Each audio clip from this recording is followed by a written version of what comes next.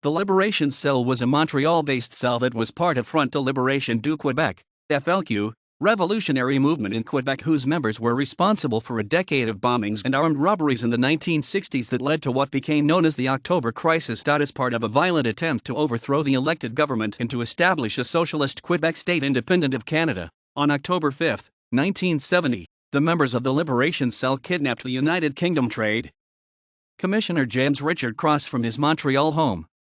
The kidnappers posed as deliverymen and tricked the housemaid into letting them in, after which they pulled out their guns and seized Cross.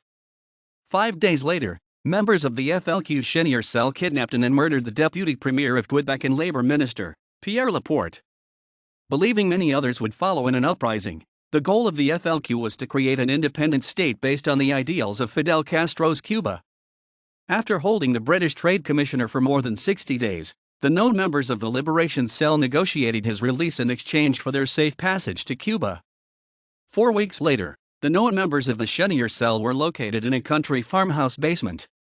The known Liberation Cell members: Jacques Causset-Trudel, Louise Langtot, Louise Causset-Trudel, Jacques Langtot, Marc Carbonneau, Yves Langlois, aka Pierre Seguin, Nigel Barry Hamer,